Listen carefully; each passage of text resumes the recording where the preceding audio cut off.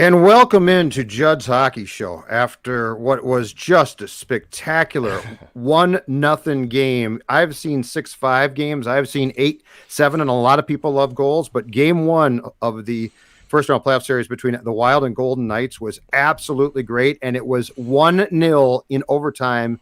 Eriksson Ek scores the goal that wins the game. Zulgad, Declan, Goff, and we're going to get to our takes and our opinions of what a great game this was. But before we do, Dex, why don't you tell the folks who are watching us how they can join as well to get their takes in on the show? Yeah, so if you guys, we do Vikings Vent Line every Sunday. We do that after Vikings games. I host an off-season show as well as some Vikings fans, but we're going to expand the Vent Line format into this edition of Judd's Hockey Show after the Wild just won game one of the playoffs. So if you have takes on the game, on anything you notice throughout the thing, or throughout the situation, please send me an email at vikingsventline. I'm going to pop it right here, vikingsventline@gmail.com. I can get you in queue. If you guys want to come on, give some takes, by all means, send me an email, vikingsventline@gmail.com. I've got pages of notes here, Dex. I mean, This was so much fun. This is why there is no greater disparity in sports than the regular season in hockey and the playoffs. This was basically 3+ periods of just up tempo, go, go, go. So much fun. But I want to start here. And as I think we've been saying for a while now, Declan, in Bill Guerin we trust, right? That's right. And I don't want to start with Kaprizov. I don't want to start with Ek. I want to start with as good as Marc-Andre Fleury was in goal at 36. He was incredible for the Vegas Golden Knights today. I want to start with Cam Talbot, okay? Because in the first period, Cam Talbot stood on his head. And I mean, how many times have we talked about the fact that you have to have a goaltender throughout a playoff series and in particular games as well, win you a game. Like there is no question that he won you that game. And Cam Talbot did that today because the Wild came out, I don't know if unprepared is the right word, but the Golden Knights definitely flipped the script. And the Golden Knights, who the last time I saw them playing the Wild, and they didn't win, they did win that last game. But the last time I saw them playing the Wild, the Golden Knights were sort of taken by surprise by the Wild's forecheck. The Wild got its forecheck in. It caused the Golden Knights, who seemed to get cute with the puck in those games, to make bad plays, sloppy plays that led to great opportunities for the Wild. Well, this time it was in the first period. The Golden Knights were getting in on the forecheck themselves. They were moving the puck out of their defensive zone very quickly and effectively, and the Wild seemed caught off guard. And the shots in that first period were 19-5. The shot attempts in that first period, Declan, were 38-9. Vegas dominated completely. And there is one reason why that game was not, I would say, as much as 3 or 4-0 after one. And that was the play of Cam Talbot in goal. This is the definition of why you need a goaltender to, at times in the playoffs, win you a game. And a year ago, when the playoff bubble got done, or those games against the Canucks in the bubble, and Bill Guerin went on a Zoom call and basically said, our goaltending is not good enough. We're going to make changes there. We need to. This is what he was talking about. The last 3 or 4 years of Devin Dubnyk, if he had started this game, the Wild, I think, is down at least 3 rip. Yeah. It was 0-0 because of Talbot. And I can't emphasize enough how important the goaltending was, because it allowed the Wild to win this hockey game. Yep. And look, Fleury was fantastic. Fleury was making acrobatic, amazing saves. He's 36 years old. He's might be having his best statistical season of his Hall of Fame career. But at the same time, it just felt like we were everyone, announcers and too, and I love Forsland. I love the NBC crew. But I felt like throughout the course of the game, people were kind of sleeping on the performance of Cam Talbot, who was even better. He was even better. He single-handedly kept the team in the game after that first period, which looked like it was going to be a disaster. I would say it was unprepared. I think they came out unprepared. I'm not really. Yeah. I wouldn't be surprised at all if that was the case. But yeah, I'm glad that Cam Talbot was able to basically weather the storm and get them back in it. And it goes to show, too, like that getting a new goalie and new system in here was going to be the right thing. Like, you didn't overpay for him either. The Wild actually were linked to Marc-Andre Fleury trade rumors towards the end of last summer. Yep. And he obviously makes a pretty penny. And look, Fleury's great, but you get Cam Talbot on a very affordable deal. You knew your goaltending was going to take a step forward this year after being very, very atrocious last year. And yeah, Cam Talbot was the man. And by the way, he over the last dozen games before the regular season, he was struggling. He was struggling a bit, and I was curious to see what kind of Cam Talbot we were going to get to start. And I mean, I don't think you're going to expect 45 saves and whatnot, and what he was able to do all throughout the course of a Stanley Cup run. But these are the kind of games that you and I both talked about in the preview show, that goalies have the opportunity to steal you games. Marc-Andre Fleury almost stole the game, but Cam Talbot's the one who actually gets the W there, and it's a big win for the Wild. This win is enormous. I get it. Game 1, okay? So, like, if you're the Golden Knights, you've got another home game on Tuesday. You've got plenty of time, but I can't tell you, I think just from a psychological standpoint, when you go on the road and you take game 1 and you now have the ability to steal home ice and in a game that you probably should not have won, you just did. Yep. So it's a no-duh thing to say, but the importance of this win to me is just huge. Because if Talbot had played like he did today, and it's the Golden Knights that score the OT goal and they win, and then they come back and win in game 2, you feel pretty damn bad. Like, it's like, oh man, we had our chance in game 1. Our goaltender stole it, but we just couldn't complete it. So this game to me sets a potential tempo here. And here's the other thing I liked. And let me say this about this team, because I, for years, ripped this team. And this team did something today that the previous incarnations could not have done. They came out, and whether it was unprepared or the Golden Knights did a great job of adjusting, I don't really care what it is. They came out and looked awful. Like, that first period, they didn't look good. And the goaltender saved them. But, Dex, think back in the previous Wild playoff teams. That first period would have sunk them. It would have sunk them. They would not have come back and played. I mean, the second and third period in OT, they flipped a switch and it changed. And I'm not saying that they wouldn't have flipped a switch, but you know as well as I do that they probably would have given up 3 to 4 goals in the first period. They would have played a better second period, and then the third it would have been on, right? Like, it would have been the furious rallies, and they would have been all over. This team, starting in the second period, and this is why I like this team, came out prepared again. And yes, it would have been nice if they had come out prepared from the start, but it didn't sink them. And Declan, we saw this team against good teams in the playoffs not come out prepared, and they were sunk. And then they'd be climbing back and talk about, did you see how he climbed back? And we'd be like, we don't care. We don't care. This club and Ryan Hartman. So according to the NBC telecast, had 6 high-quality chances. Yep. And for a guy who I have been on the record as saying, I don't really like the fact that he's in between Zuccarello and Kaprizov, that guy came to play today. Yep. Like, he looked like he belonged. And and what I love is this.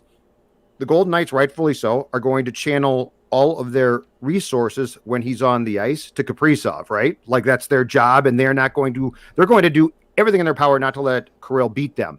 But that's going to create opportunities. And I love the fact that Hartman said, okay, if that's what you're doing, I'm going to impact this game in a big way.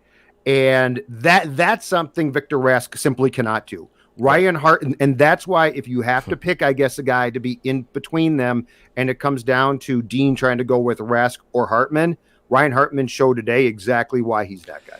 Yeah, Ryan Hartman's really and it's playing with Kaprizov that obviously has a lot to do with that, but he has turned himself into a really, really nice player. This is a guy who was a former first-round pick, was a bottom guy, and he is mostly a bottom 6 guy. That is his role when he was in Chicago. He comes here, signs a nice little deal, and then even just re-signed again, just about a month ago for a 3-year contract, like very affordable, I think like 1.7 AAV. I mean, that is a steal. And I would not have expected Ryan Hartman to come out and have the game he did, but again, that's kind of our Kirill Kaprizov effect that you and I have always been discussing a lot throughout the course of the season, yes. That he elevates players' games. Those two, I believe it was in the second period, 2 plays behind Fleury in his cage, behind the cage of Fleury, and he gives Hartman and I believe Zuccarello 2 unbelievable looks. Like, I have no idea how he just finds he can put the puck exactly where he wants it to go every time. Don't ask. Yeah, and I don't. I like appreciate you won't it. Have any idea? Don't worry about it. I don't either. And I absolutely love it. And yeah, him playing alongside with Kaprizov and Hartman playing together, that's been solid. Honestly, the Fiala, Rask, Johansson line, they kind of turned things around a little bit towards the end. There was some moments, but mostly that line was a disaster. I think that gets moved around. I wouldn't be surprised if that gets moved around at all. I don't know who would come out. What's your change? I would probably, again, Judd, I would love to put. I thought Sturm had a great game today. Nico Sturm had another phenomenal game today. You noticed him. And Dex, they trust him too. Mm-hmm. Like, he's killing penalties. Like he's trusted. I would say you flip Ek, or excuse me, not Ek. You'd flip Sturm with Victor Rask, because Johansson is a reliable player. Fiala's obviously dynamite. I think you get Sturm and you put them in the middle of those two. I think actually, I really like the potential of that line, and you just move Victor Rask down. Like, you don't need. And with how atrocious the faceoffs were, and by the way, yes, the Wild were just absolutely manhandled in the faceoff circle. It really doesn't matter that much. Like, you can't lose that amount. I hear you. Yeah, I feel you. Defensive zone wise, it almost cost you, especially in the first period. You definitely need to improve that number. But face-off, if we're having nitpicks on face-off circles, I think we're doing all right in general. I think that is not my biggest concern. So in general, though, yeah, big game from Ryan Hartman. Yeah, in fact, on the stats, the Golden Knights ended the game. They won 62% of the faceoffs today. Wild 38%. I thought the first period was atrocious. Let's see. That was actually first period after one. The Golden Knights had won 65% of the faceoffs, 35%. So I think you do have to change things. But yeah, I'm with you. So here's my I guess my question too, to the point that you're making about the Rask line is, don't you have to give yourself a better chance to get your guy Fiala with a guy who can make plays? I mean, here the problem with Rask is in some ways, and I know he's on your power play. Okay, I get it. I get what he does. But the problem with Rask is that you have a guy who's basically playing when you're scratching Zach. And I know that Rask is a center and Zach is a winger. Okay, so they don't play the same spot, but they've got the same problems. Like, on TV, you could see, and this is not surprising, but the speed and intensity of the game is so high, right, that you could see Rask lagging behind. Mm-hmm. And that's just what he does. And I don't know how you fix that, except and that's why Dex, and we talked about this for a month. That's why I would have moved Sturm up and put him just to get him a feel, because this is the type of series in which he is going to potentially thrive. Doesn't mean he's perfect. It doesn't mean he's not going to screw up. But guess what he can do? He can keep up. Johansson can keep up. Like, he can skate. I don't love him, and I feel like his play is at times sort of checked out, and then at times he re-engages. But, ideally, I mean, Kaprizov is great. Kaprizov is your stud. He's your superstar. But Kevin Fiala, to me, has to play a role here. And it doesn't feel like he's going to have a great chance if Victor Rask is his pivot man. Yeah, I would rather maximize Fiala's game. Fiala, that line was. I think you have to, don't you? Yeah, you have to. And that line in general was atrocious yesterday or this evening. So I would rather Nico Sturm get moved up there. He's got great speed, and again, I think it complements both those players well. Like, I ripped Ryan Johansson a ton this season, and mostly in the first half of the season. But at the same time, I know if you put a guy like Sturm who has good speed around someone like Johansson, who's also a playoff performer, by the way, he's shown up on cup runs before, and has showed up with the Caps and the Boston Bruins, so you can definitely maximize his game too to do another level. Yeah, I would move up Nico Sturm, drop Victor Rask, but in general, I mean, it is unbelievable watching Cam Talbot. I know that is our story of the day here, but it is insane watching him every day, watching him today. And how nice is that to see a guy in the home sweater here do that? Like, when's the last time? You name me the last time that you felt a Wild goaltender stood on his head. I mean, 2003, that was a very defensive, responsible trapping team with Jacques. But certainly Dwayne and Manny in that run played really well at times, great at times. But you name me, when's the last time, Dex, that you felt that a goaltender stood on his head and won you, and that first period won you that game? Yep. That game is not in OT. And Fleury, I mean, Fleury was magnificent, and that's awesome to watch. But you had the answer. Like, that's the right. You finally had the answer. Like, I just can't explain to you, articulate how different this field. This gives you a chance. Yeah, this presents an opportunity. I would say probably the last one I felt this comfortable. It was like the Manny Fernandez years, which is kind of sad, to be completely honest, because that was basically 15, 20 years ago now. But Devin Dubnyk, in that Jake Allen series, Dubnyk didn't play poorly. That was just the Wild could not figure out how to score on Jake Allen, but Dubnyk didn't have a bad run then. But then if you go back and you look at it, like, yeah, Nick Backstrom was solid, but again, I wasn't this comfortable. Like, I liked Nick Backstrom a lot, but I certainly wasn't this comfortable. Yep. Or do I think he would have been able to do the performance Cam Talbot did this evening? So I think it's a tough one when you really rack your brain on it, because like Darcy Kemper, Ela Brizgalov, you've had guys come into the cage and start playoff games for the Wild a lot over the runs, but Cam Talbot seems to be their guy. And Dubnyk in that Blues series, though, Dubnyk wasn't bad, but here's the problem. He didn't win you the series. Like we're talking about today, win me the series. Like win me 2 or 3 games. Win me consistently. Fleury could have been the number 1 star today, and you beat him. Like that's what you need. So hey, look, let's go to some of the folks who are watching us, Dex. Yep. Get their takes and opinions of today's thrilling Wild win. So, and again, if you guys want to join, we're going to have Bernard here about to pop on the screen with us. But if you guys want to get in on this and you have takes on the Wild on the Wild playoff game today or going forward, send me an email, vikingsventline@gmail.com, and I can throw you in queue. But let's go to Bernard. Bernard, what's up, dude? Hey, Bernard. Hi, guys. Man, how fun was that game? Unbelievable. I mean, there's games that have 7, 8 goals that aren't that fun. I mean, everyone was fighting. Everyone did their job. Rask, okay, we talked about it. Yeah. He does what he can. But, I mean, they had so many blocked shots. And, of course, Talbot, unbelievable. And, well, of course, you'd liked Hartman to tuck away one of those chances he had. But, yeah, Fleury, also awesome. Yes. He is who we thought he was. Yeah, exactly right. But, yeah, I mean, it would have been so heartbreaking to lose that game, and get a lucky bounce in overtime, and just awesome. I'm so pumped. It's unbelievable. But you got there, right? And the most important thing is your team put you in a position, starting with Talbot, to get to OT. Because I mean, weird things and bounces, but that's the point, is to get there and to steal this game on the road. It has to be such an encouraging sign. These guys are going to go to bed tonight knowing that they easily could be down by 1. And they got to win. Been a long time since I think a Wild team's head have hit the pillows after a playoff game, and they felt really good about it. Long time. Thank you, sir. Appreciate it, Bernard. Thanks, dude. Good stuff. To Bernard's point too, block shots, Declan Goff, 23 for the Wild, 13 for the Golden Knights. 23.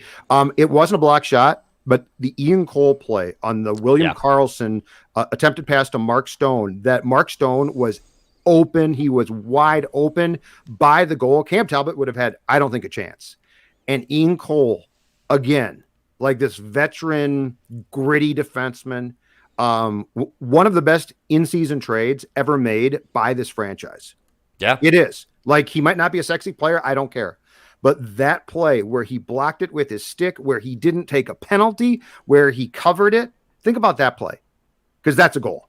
Yep, 100%. Who's next? Let's keep rolling around a couple of these guests on our event line show right now. We got Thomas. Thomas, what's up, dude? Thomas.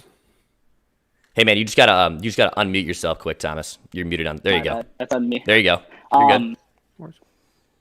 No, one of the people that I noticed in like the best performers that wasn't there, and that I really think like is proving his worth this year is Jordan Greenway. I thought he had an awesome game, and just how he finished it, like that's that grit that I feel like Guerin would be looking for. Like he wants somebody to be able to like make the play from his knees, not like the guy that we saw last year or in any time past. Another person besides that I thought was just unbelievable was Joel Eriksson Ek. You could just see it happening the whole time. Like the whole game, it was just waiting for Fleury to let one through and make that mistake. How incredible too is this guy going from like 2 years back being, how could you take him before Brock Besser? And we were all, I think at that time saying, boy, this guy looks like he's a fourth liner now. And he has come back and my God, has he been good and consistent, incredibly consistent. Yeah. He had a game that I thought was, because I think his play fits the playoffs perfectly. Don't you? Oh yeah, for sure. Like he gives that like a really poor man's, but like that Tom Wilson kind of vibe, a little less dirty, but like he could turn into that enforcer, but still actually good at hockey. And I'm really hoping that I hope we keep him over the off season, but I think that has the potential to be a really good player. Absolutely. Great stuff, man. Appreciate Thomas. it. Thanks, Thank man. You. Thanks, Thomas. Appreciate you. To Thomas's point, Jordan Greenway, a team leading 11 hits. Foligno had 10. Yep. Greenway had 11. Ek had 5. So that line, again, 26 total hits. And I believe that was a franchise record for hits in a playoff game that Greenway registered. And I believe the Wild also registered a franchise record for hits. And by the way, this is not a physical, like the Wild's MO this year, it's not physicality. You know, like they're not the Blues. They're not going to be throwing up a lot of hits, but for them to go out and look, Vegas was doing the same thing too. I felt like Vegas didn't try to play their game today. And I think it was very evident. I know Cam Talbot was money. So, the outcomes could be different there. But I felt like they were trying to play a heavy game, and they just don't really strike me as a team that should be playing a heavy game. I don't know if you kind of noticed the same thing. It felt like they were trying to play the Vegas Knights were trying to play a very physical game. I don't really know why they were trying to do that. They probably, to a certain degree, they probably watched what the Blues did, because the Blues do that. And the Golden Knights have the players who can play probably a more consistently across the board heavy game with guys like Stone than the Wild do across the board, because the Ek line can play an extremely heavy game when it wants to. So my guess is they looked at that. I also, Dex, did not like how the Golden Knights played here. So I do think that the way that they attacked and played today was probably for their purposes smarter, because the team that split here and what came where Kaprizov scored the 2 goals in the last game that they played on May 5th, and then the Golden Knights won in OT. I felt that team was sort of irresponsible with the puck and hung their goaltenders out to dry and got too cute. I did like the fact, as our friend of the show, Lindsey Brown, pointed out on Twitter, and she's exactly right, that the Golden Knights' strategy today was, instead of trying to get the puck in their own end and allow themselves to be susceptible to the forecheck of the Wild, they moved the puck quickly on the boards, off the boards, which is it's a smart move, because the Golden Knights can play a more, I don't know, aesthetically pleasing game, but I don't know in the playoffs if that's smart. And it's also an enormous break, as the longer Pacioretty is out. That's a huge break. That affects their power play immensely. He's a damn good player. If you can get through a couple of games on the road without him playing against you, that is advantage Wild, no question. Yeah, easily. And I really do think that if you're going to play that heavy game, then, but you also have this great skill, you have all these great skill that Vegas has, that they have very, very good depth. I would think that they should be playing a more up-tempo game. At the same time, I wouldn't be surprised if Pacioretty is probably rushed to play game 2. I don't think he did warm-ups. I know Alec Martinez was I think a last minute in. He went in warm-ups and was good to go. Wouldn't be shocked at all if I'm Vegas and Pacioretty, if he's indeed fighting through one. I mean, obviously he can only do so much, but I wouldn't be surprised at all if he's rushed for game 2. Do we have another viewer? We do. Keep saying caller. I keep trying to say caller, and they're viewers. They're not. Are we not AM radio anymore? We're not AM anymore. No, and we're on the screen. So who's up next? Let's go to our loyal guy Alex in Texas. Hey guys, what's up? What's up? First of all, Marc-Andre is a cyborg. That dude is not human. All week I've been in battles with not just not really Knight fans, but the rest of like quote unquote NHL fans about. They're all predicting the series, and they're like, "Oh well, the Knights are going to win in 4 or 5. They're just going to walk off the Wild." I said, playoffs in the NHL, probably more than any other sport, is about matchups. The Wild matchup with the Knights really well. If Devin Dubnyk's a goaltender, that's a 4-0 loss. Even on his best game, that's a 4-0 loss. Yes. I love Roley, and it reminded me a lot of Roley back in that run that we had. Hopefully we can get another run out of here. But Colorado scares me. But, and it was great to see. That was probably one of the best 0-0 games I've watched in a long, long time. Unbelievable, right? Yeah. Like there's no score. And I think the key was the goalies were so damn good that there was actually a ton of offense. So like it wasn't lacking for that. And to your point too, the save that boggles my mind because he's 36 and I believe he's in his 17th season. The Marc-Andre Fleury save on Kaprizov where he pretzeled his body. Yeah. I mean, how do you not have to go immediately to the hospital after that? 36 is not a young man. He pretzeled his body. I have no idea how he did that. And big ups on Ryan Hartman today. That man played a fabulous game. Yes. And Brian Suter, showing that he's not aged at all. There was in the second period, he had like 3 or 4 shifts in a row where he just showed how great of a defenseman he is. And Ian Cole the same way. Yes. It's nice to have people who have won cups before on the team show you act like Bonino. Johansson did Johansson win with when the Predators went to the finals? He might have won it. He might have. Was he on the Capitals team? Yeah, he might have been on the Capitals team that beat the Golden Knights. Yeah, I knew he was on a team that won. Yeah. So it's nice to have guys who've actually won. Yeah. Say, hey guys, this is different. This is the playoffs. We got to step up. And Carrero, I'm just waiting for him to catch up with the speed of play in playoffs and just do what he did in regular season. Oh, it's coming. One final thing. Yeah. You're right. Rask looked like he was in mud and everybody else was on ice. It's just not going to change. There's no way. And that I'm done objecting to him playing because he's clearly going to play. I am curious if after seeing that there's a thought about his role. And I know that they think he's very smart and savvy and he's on the power play because of his sense. But when you're that behind, and look too, in fairness, Parise's smart. Like he's not a dumb player. But he is not playing. Why? Because he can't keep up. And the Sturm dynamic to me is just, Sturm has speed. He's not perfect, but he's young. He's clearly trusted. As I told Dex, he's on the penalty kill. So they clearly think he's good. That's the one that I got to wonder if they watch the film and say, we're going to just have to tweak this slightly. It's not like huge, but it's a tweak. Yeah. And they've got to get Fiala help. One quick thing. Of course. There was talk about Talbot being exposed in the expansion draft. Do you think that happens now? I don't think so, but here's what I'm curious about. I'm curious about to see the list of goaltenders that are going to be exposed. But I mean, his contract is favorable. I've been saying I'd protect Kakkonen, but I think if we continue to see this, I think there's a very good chance that Cam is the goaltender that Guerin protects. I think you're probably right on that. Thank you guys. It's been a pleasure. My dog's got to go for a walk. That's why I made it quick. Love it. Enjoy it as usual. You guys are awesome. Numero uno. So, Well, we appreciate that, man. Thank you. Great stuff. Thank you.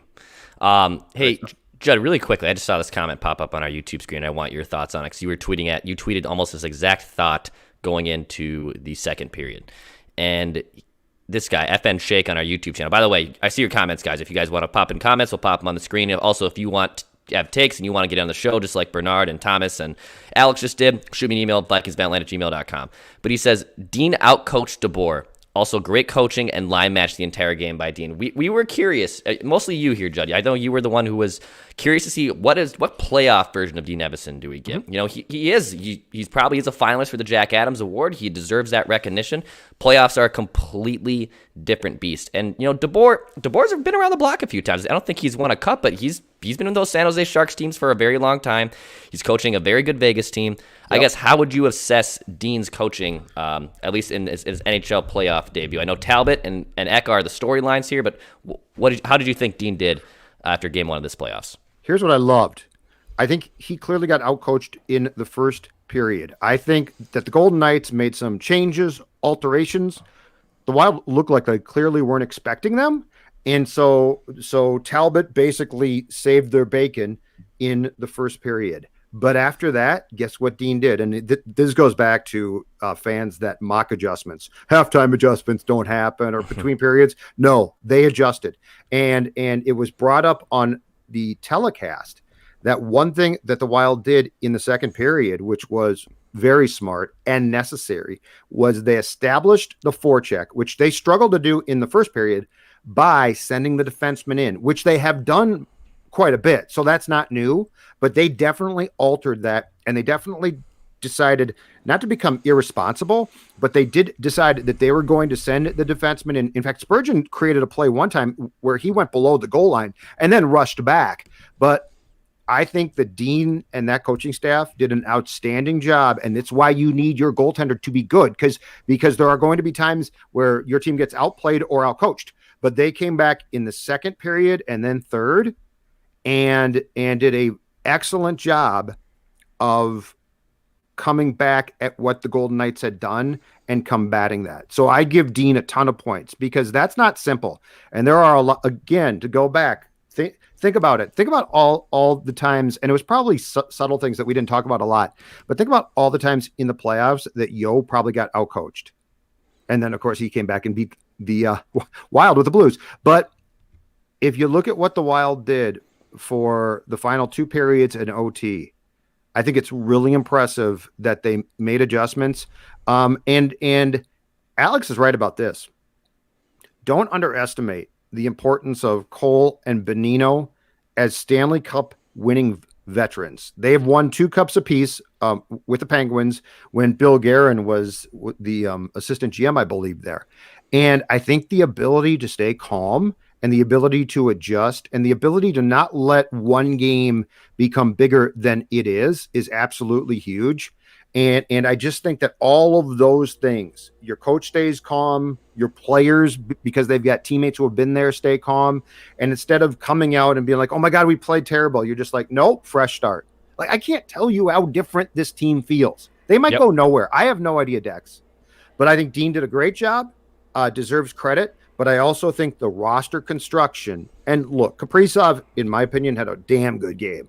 Like, he didn't score, damn good game. And Vegas is obsessed, and they should be, with him every time he's on the ice. And again, think about that. That's a game changer. When's the last time that the Wild played a playoff series and the opponent was petrified of one guy? Mm-hmm. It's never happened. No, it doesn't. I mean, you paid attention to Gabby back in the day in 2003, but at that time you could basically haul him down and the refs wouldn't call it. And now today had some interesting non-calls, but it is a different era. And for the Golden Knights to have to spend this entire series focused on Kaprizov is such a bonus. To your point about the penalties in this game, I did think that was weird. You know what? I think it was Brodin early in the first, like, clearly trips a guy. Like, it was a clear as day trip, and they don't call it. And it's like, all right, if they don't call, even though that's a trip, but like, all right, if you're going to put the whistles away, I'm all for it. Honestly, I don't care. I'd rather have no whistles than ticky-tack-toss. But then the Fiala slash, like, I felt like that's not a playoff penalty. Like, maybe you see that in the regular season, but I also thought, like, it's not like an egregious, like, that wasn't an egregious call. Yep. I thought it was a little ridiculous. And then, you know, who at the end of the second period, end of second period, when the Wild were able to draw another power play. Yeah, I mean, the refs are the refs. I don't think they're going to be ever as I don't think they're going to be as bad as they were at the regular season. But I am curious how that adjusts going forward. Yeah, I'm a little bit surprised because they let a lot go. They missed a lot. Tuck took a high stick from Cole that was an obvious high stick, and they just flat out missed that one.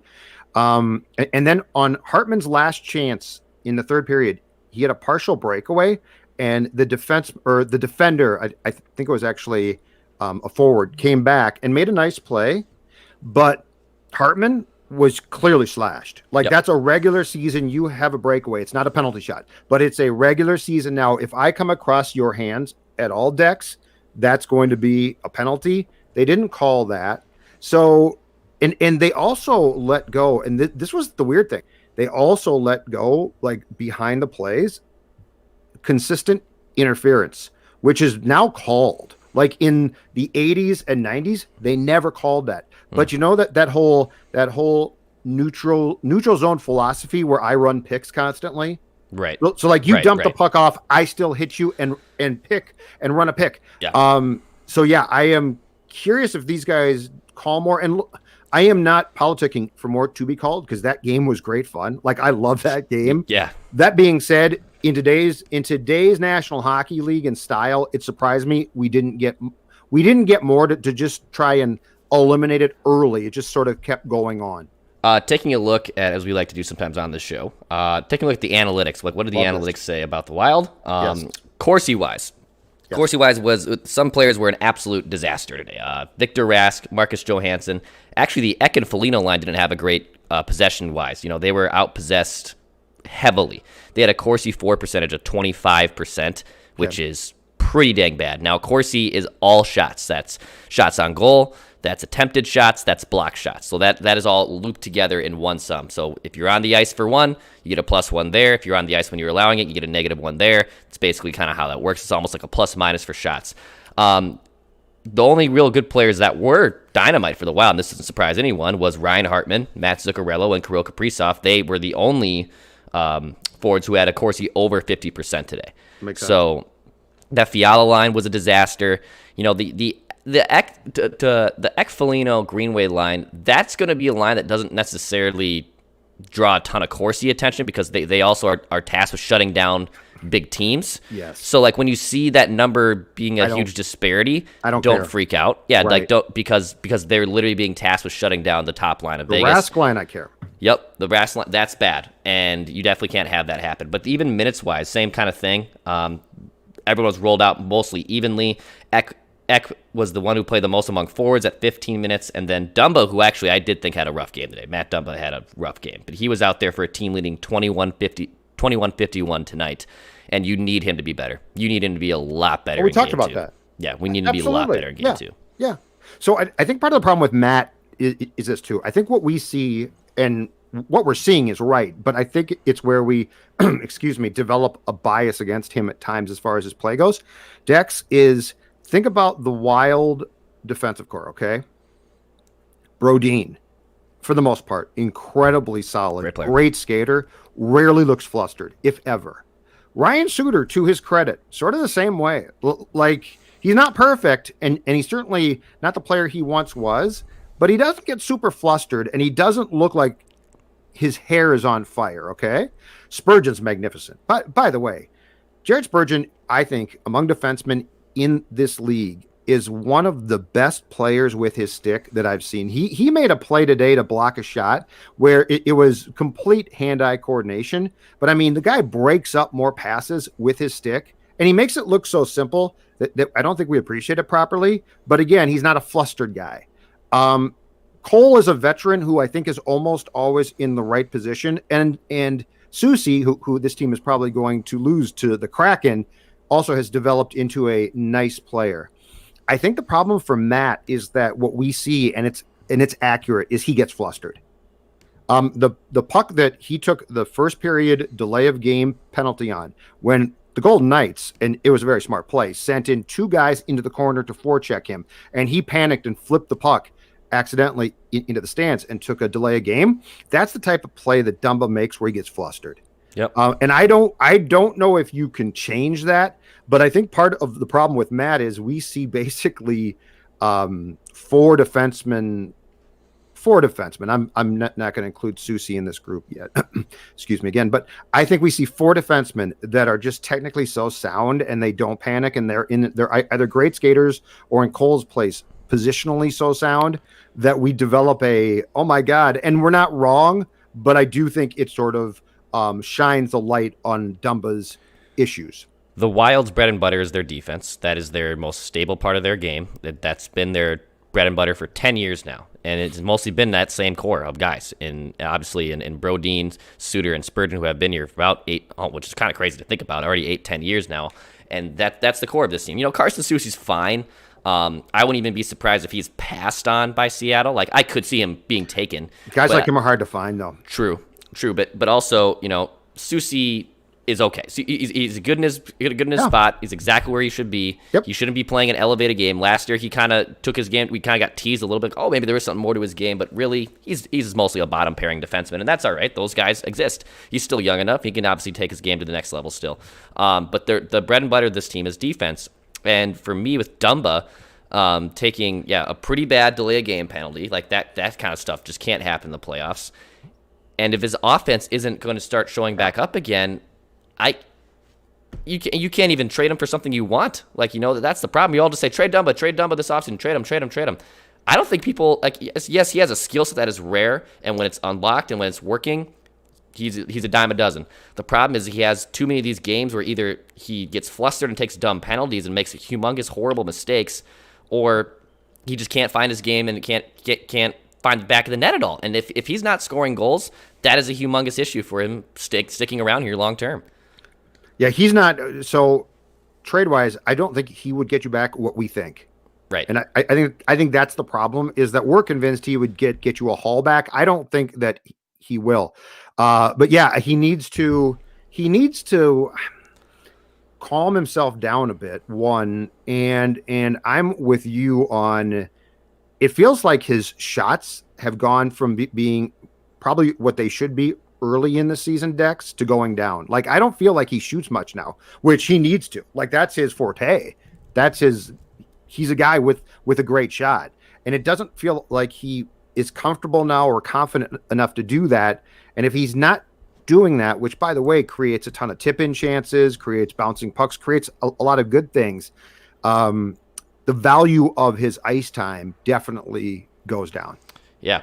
100%. I mean, he was out there for a team leading almost 22 minutes tonight. He played the most minutes of any player on the Wild roster this evening. To your point on the shot charts, or on his shot totals, I should say. Yeah. So over the last 27 games, actually this is crazy to me. Over his last 27 games in the regular season, Matt Dumba only had 30 shots. Mm-hmm. Think about it. Crazy. Which is absolutely crazy. Eye test wise, it feels like he defers. And does not shoot now. Yeah, and before that, I'm trying to get it to pop up in front of me, but he was healthy. He was averaging his healthy 3.5, 4 shots a game. So like if he's not feeling confident enough to shoot the puck, and then he has all these other mistakes that are glorified, that's an issue, man. That is a humongous issue. Agree completely. It's a big issue for him. I will say this: Dean looks very smart. The decision to scratch Parise and play Bukestad was the right one. Nick Bukestad had a very solid game. That fourth line, I think, played very well. Yeah, they played very well. He clearly trusts them, which is great. So you don't have to bench them. But if you look at Bukestad's game, in fact, I'll get the chart up here. He played 823, so he didn't play a ton. Yep. He had 3 hits. He had 3 shots.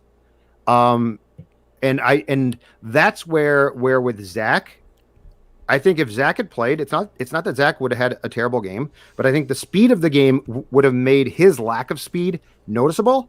And when it came to Bukestad, Declan, I didn't feel like I saw him lagging behind at all.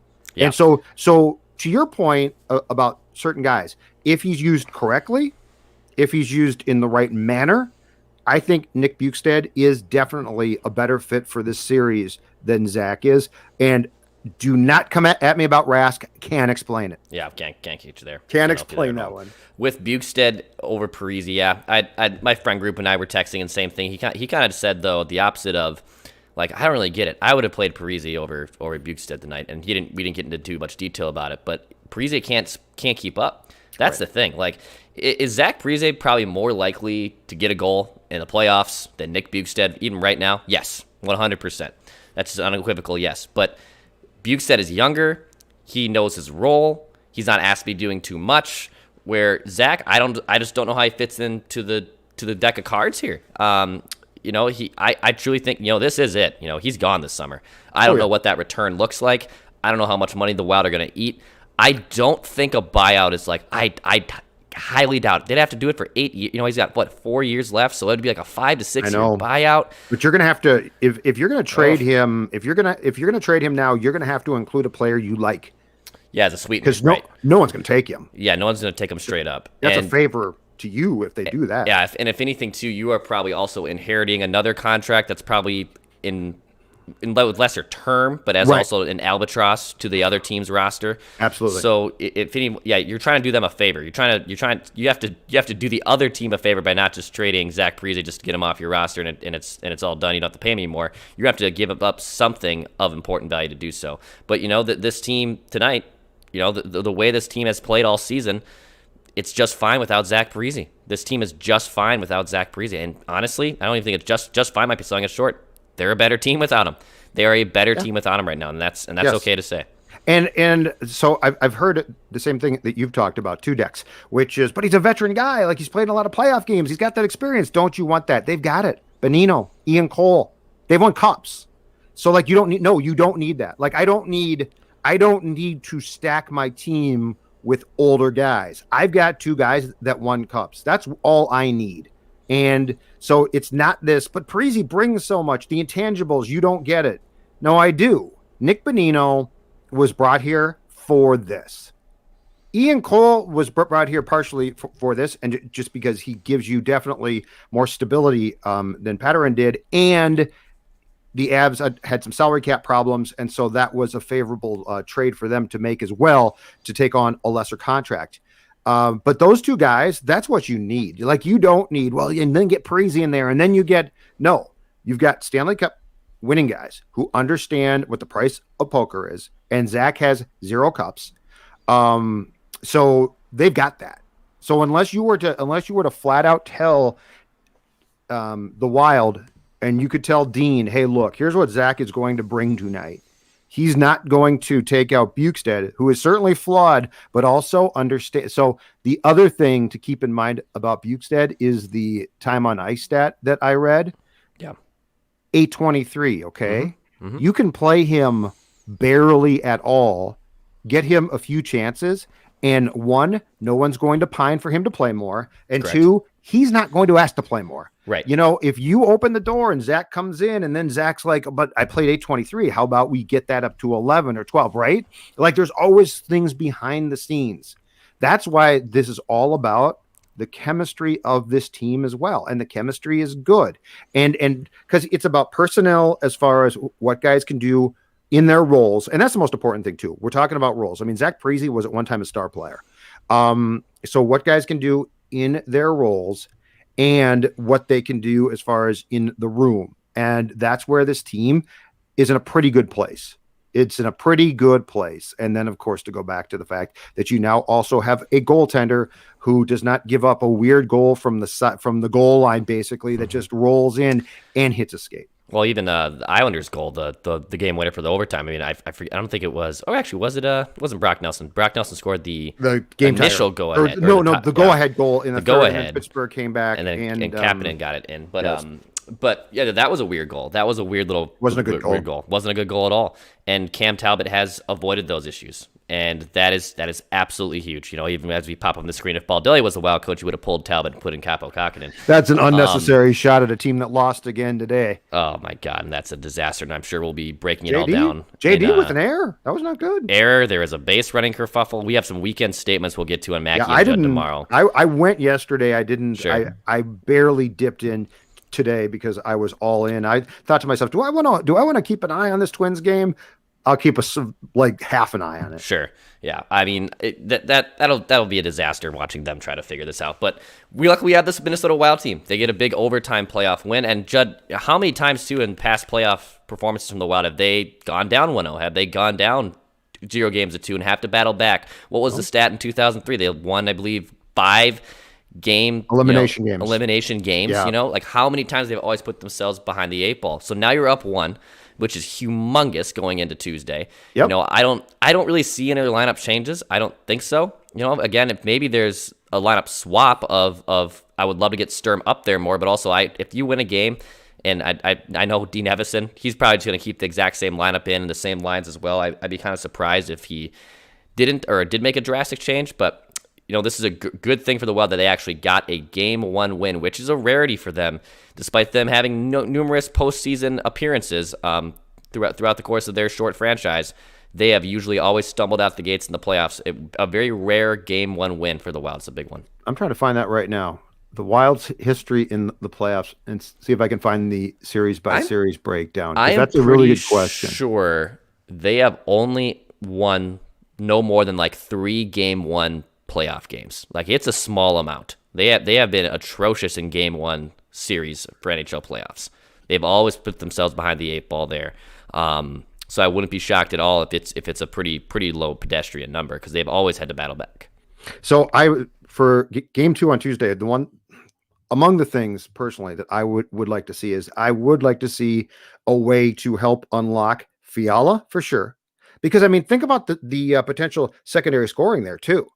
Like the Kaprizov line was great. Hartman was fantastic. Zuccarello, as you tweeted at one point, actually shot the puck, and he shot a few times. So that was encouraging to see. But if you could unlock Fiala, and I mean, we've seen this, Declan. Kevin Fiala has the potential to be unlocked, and I think he cares. Like, I don't think that this is a lazy, he just plays when he wants to play player. I think he's a guy that probably, and this is not surprising, needs conditions to be a little bit more favorable consistently than Kaprizov does. I mean, Kaprizov can create for himself, and he's so strong, and I think his mentality is definitely preferable to what Kevin's is. But that does not mean that Fiala's a lost cause. I would love on Tuesday to find a way to unlock him and get him more chances.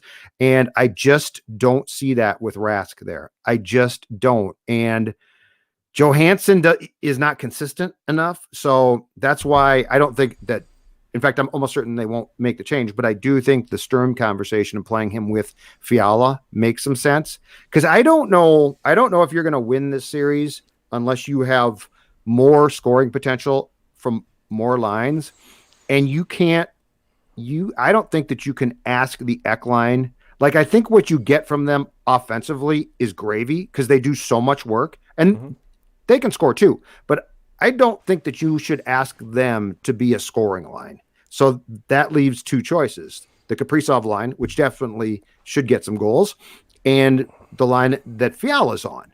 And that is what I would like to see for Tuesday. A way to create chances for those 2 lines to give the Golden Knights something to think about, because I'll go back to the point that rightfully so, they're going to be obsessed with Kaprizov, and they should be. Yep. But if 22 can start to contribute, then that's a problem for them. Yep.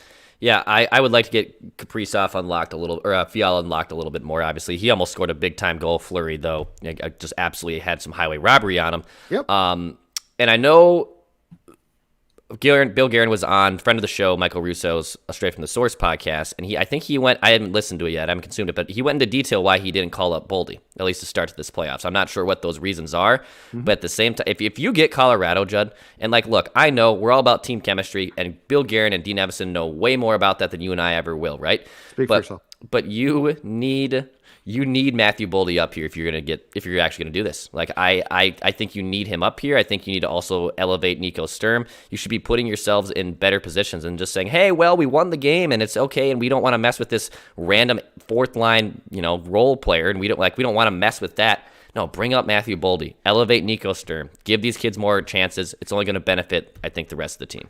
And I think I just saw a comment that you rolled by before this one up there right now that said something about bring up Boldy and bench Sturm. I believe it was bring up Boldy. Can we get back to that one? Yep, and elevate. And elevate Sturm. Here it is. Bump Sturm up. Bring up Boldy, bump up Sturm up. Yep. I apologize, Luke. Thank you. Yeah, that's I can't believe that Boldy's not going to make his debut at some time in these playoffs. He's just got, the guy basically has gone from league to league, and if you throw in the World Junior Tournament as well, and just been dynamic. Yes. He intrigues me, and I'm not saying bring him up and stick him on the Kaprizov line. Okay. I'm not saying that. What I am saying is he looks like a guy that could excel and surprise and be very effective. And when, I think Parise should sit. I think Bukestad should play. But if we're talking about Boldy coming up, I do think that there is a definite conversation about Johansson's role. I think there's a definite, if you want to have it, about Bukestad's role. So yeah, I'm going to be very surprised if he doesn't at least get in at some point. And that's a good point. I mean, if you get by the Golden Knights, and by the way, I'm not saying that you're going to. I picked them in 6. Okay, do not want people to say, "Oh, Judd's assuming the Wild's going to win," and then I'm going to get tweets about that. No, I'm not. But if you did get by them and you played the Avs, if you think this was fast today, hold on to your hats. I mean, it's going to go speed wise. It's going to go from here to here. And I will say this: the Wild's talented and they've got some nice players. But in that first period, when the Golden Knights came out flying, the Wild looked slow. Yep. And my fear if I play the Avs would be that in the playoffs, this is not the 8 times that you played during the course of the year when the Avs were engaged in some of those games and I felt checked out in some of those games. If you're going against this Avs team and McKinnon is healthy, you ain't seen nothing when it comes to speed. So absolutely. I would be curious about the adjustments. Yep. Yeah, and for everyone in our room right now, watch this, by the way, thank you. Judd and I will be doing these after every playoff game as they continue to go down from the first round into the second round into the conference. No, I'm just kidding. We'll hopefully be able to do that. We're hoping they're going to be able to do that. Don't be nice, Sarah. So if you're new to us, thank you for finding us. And if you can, hit the subscribe button on our YouTube channel. We'll be bringing you plenty of Wild content, obviously not just at these post-game breakdowns, but we're going to be bringing you Wild content throughout the next week. We do know at least it'll be a 5-game series. We know at the very, very least it'll probably go 5. So subscribe to us, like us, Apple, Spotify, Score North, and we'll be bringing you plenty of Wild takes. Last thing. Yes, sir. That telecast was outstanding. Oh, it was great. Joe Micheletti. Yep, Joe's great. Joe Micheletti's great. Forsland, oh my gosh. He might be the best play-by-play And guy. you know what? Pierre sort of Pierre's reserved. fine. Yeah. And he was sort of reserved today. I mean, we didn't get a lot of junior hockey stories, I didn't think. I thought he did a really nice job. No. But that telecast, that was fun. And they did all of the right things as far as highlights went and packages went. Man, that was top-notch. Yep. Big fan of that one. I love me a good John Forsland call. He is one of the best. He's going to call the Kraken locally next season. Oh, is he? Okay. The Kraken hired him. Yeah, Carolina, I think is pretty damn cheap. They didn't fire him. I think they simply couldn't come to a contractual agreement with him. And so he's gotten the Kraken job. And I don't know if he's going to turn up on TNT or ESPN as a backup guy. I'd make him a main guy. I think he's fantastic. Right. And Joe was fantastic too. So, except where Joe said that Rask is really, really smart on the ice. Yeah, I'm not so sure about that from Joe. I wonder where Joe's getting that from. I'm not quite sure where Joe's getting that from. Me neither. But anyway, Pierre was mum on the Fiala Slash. But that was fun. I got a question for you to mull, and we could actually ask Phil this tomorrow on Mackie and Judd. Which you can find where, Dex? On Apple, Spotify, Score North, and right here on our Score North MN YouTube channel. Hit that subscribe button if you want all of it. This was the most entertaining game that had a positive result involving a Minnesota sports team since when? Like Twins playoff games. The one that probably comes to mind is the Vikings Saints playoff, the Kirk win, not Minneapolis Miracle, but the Kirk win. So back to that, yeah, that's probably accurate. I'm trying to think of. Well, I mean. Yeah, it was probably that. Are you saying in general or not just or postseason? No. I'm saying in general. When's the last time that you've enjoyed a regular season or playoff game? Because clearly the dynamics change in the playoffs. When's the last time that you enjoyed a game as much as today's game? Yeah, probably the. You're probably Kirk right. Win. Probably the Kirk win. Saints game, and maybe Kirill's date, the first game of the season when Kirill scored an overtime winner. Maybe. Oh, it doesn't come close though. The intensity of this game, man. Yeah, you're right. From puck drop, you knew this was a great game because the Wild played a bad first period and it was still a ton of fun. Yeah, like that's how if that had been a regular season first period and the Wild played like that, it would have stunk. It would have been boring. Talbot probably gives up 2 goals. You would have said, what the hell? Instead, that was fun. And the last 2+ periods was absolutely fantastic. I hope the entire series is just like this. It might cause heart problems for some, but damn, that was fun. Absolutely. Yeah. Final thoughts? We get to do it again. We'll be up late doing that one. I believe is that the 9 o'clock puck drop? Might be the 8 o'clock puck. I think either game 2 or 3 is a 9 p.m. puck drop. I believe Tuesday is 9 o'clock, and then I believe we have an 8:30, which is going to be backed up because the game before it, for game 3, will go to OT. They'll back it up to 9 o'clock, which is game 3 is the first game at the X. And then I think we're supposed to have a fairly normal start time on Saturday. I think 7 p.m. local time. Okay. But yeah. Tuesday and Thursday, you're going to want to put the beer down. Furious. I've got a couple of those in my fridge right now. Leftover from the bachelor party. I'm surprised I'm standing. I'm surprised I'm doing this podcast. Your voice is hoarse. Your voice is affected. There's no question about it. I don't want to say too much about it. It's hoarse. You're a gamer. You're just a gamer. I grind, man. Congratulations. Congratulations. Thank you. So we'll do this again on Tuesday after the game. Join us as we did today, too. If you'd like to be part of the show, just send Dex an email, and we'll certainly get you in to get your thoughts and analysis. Of course, Mackie and Judd podcasts, Purple Daily, all of that good stuff. This has been great fun. Wild win. Fantastic. Declan, say your thing. Pass, shoot, score.